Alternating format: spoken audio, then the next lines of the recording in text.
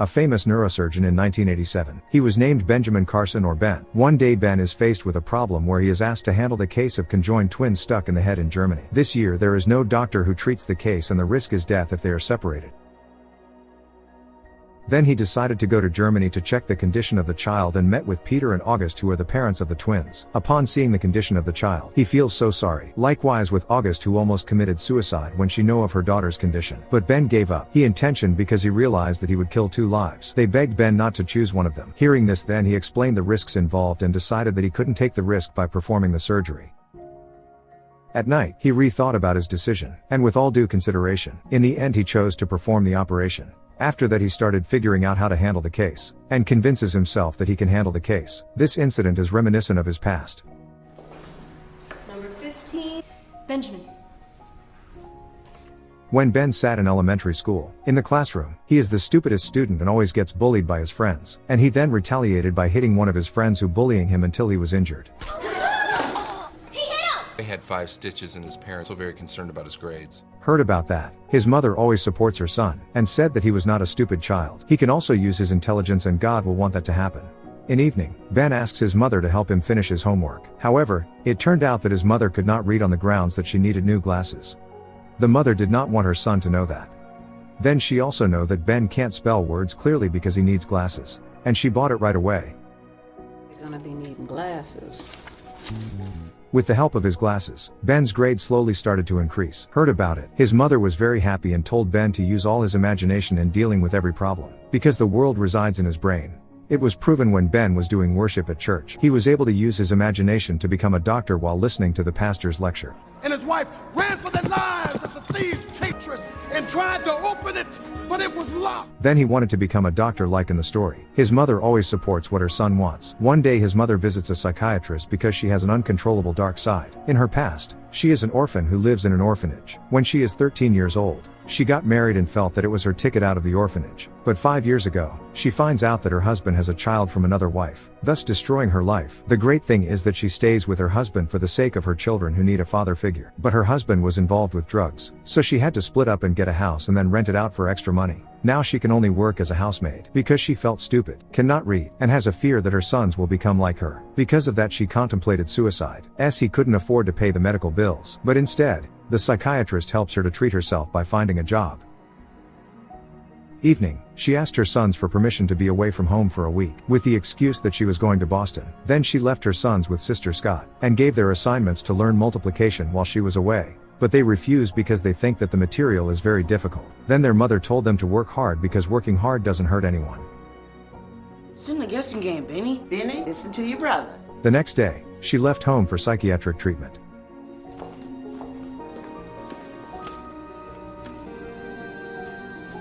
After 1 week she returned home, and saw Ben, who was very happy because he got an A score for the multiplication material. In addition, she got a job as a housekeeper at the house of the professor. There she saw many books and started to learn to read. Unleavened. After seeing a lot of books at Professor home, she told her sons to go to the library and choose 2 books for each day. Then at the end of every week they submit a written report of the book they have read to her. Inevitably they have to go to the library and start reading books. You're really a tiger? It's real good. It makes them rich in knowledge and it becomes their habit to read books. Like Ben, who is able to explain questions from the teacher when none of the students know it. Of course all the students including the teacher were very surprised by Ben. You just stepped into a whole other world. Not only that, now he can increase his grades. This habit is carried over until they reach their teens. Ben even got the title as the best student in 8th grade. But one of his teachers didn't like him and got bullied because of his different skin color. Hearing this made his mother very angry and determined to take her rented house so that her sons could have a decent life. Not just a house. Ben and Chris also transfer schools to an environment that values them more. In a new place, Ben begins to adapt to his friends. Again he gets bullying behavior because his clothes are considered tacky. He gets so annoyed that he asks his mother to buy him some clothes. But she refused because the clothes she was wearing were neither expensive nor cheap. Heard about it. He became very angry with his mother for thinking about Ben all the time. Finally she bought clothes for him with the remaining money she had. While Ben in his teens had a very big curiosity, until he went into juvenile delinquency, started by buying sharp objects to his friends. The next day, his mother was very angry with Ben for not wearing the clothes she bought for him. But Ben is not what he used to be. This time he dared to go against his mother and almost killed her. Now you're talking. Juvenile delinquency at his age made him more temperamental, and can't control himself. It was seen when he tried to fight his friend who bothered him by stabbing his friend's stomach knife. But luckily, his friend has a protector, so he doesn't get hurt. Look at it. Ben gets very scared and hides in his house.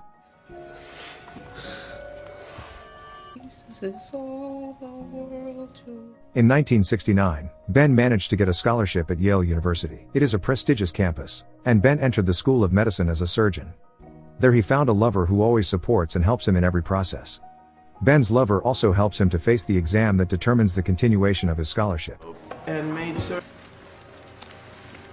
The next day he managed to get the best score in his class, and earned a degree as a neurosurgeon. Then he promised to marry his lover who always accompanied him.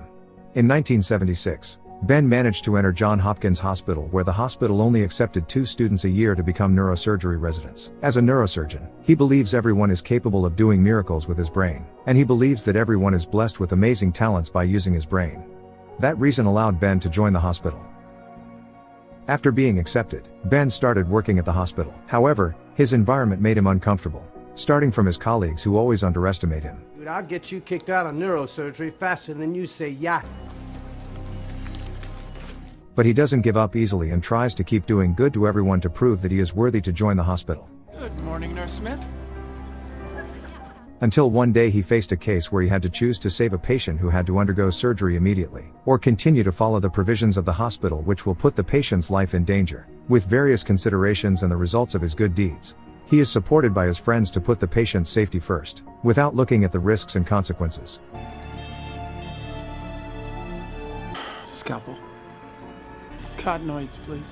Until finally Ben managed to do the operation and get praise that he made the right decision. In 1985, Ben worked on the case of a small child with Ronson's disease.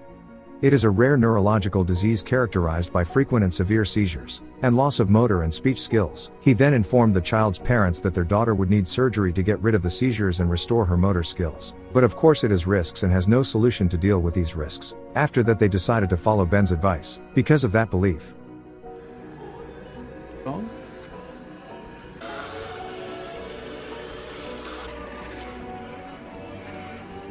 Moving the skull to access the dura. You hear me? Can you open your eyes, sweetheart? He managed to perform surgery and relieve the seizures and was able to restore the child's response. Mommy, Daddy. That made him famous among neurosurgeons that year.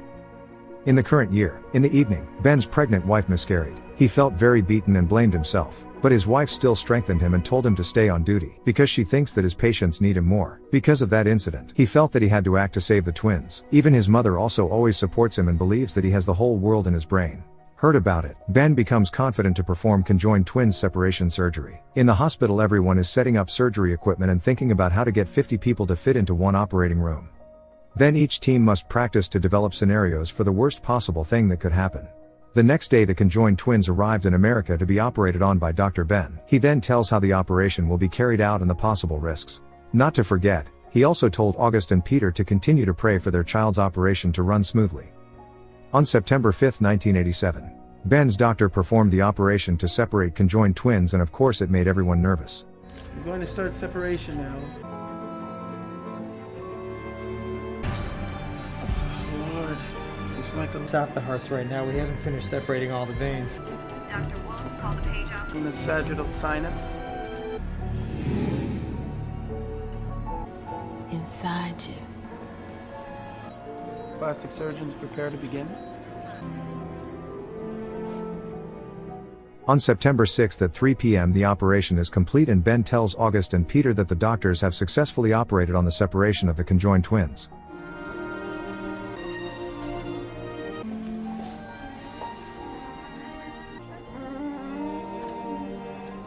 Then Ben was greeted by his mother and wife with great pride.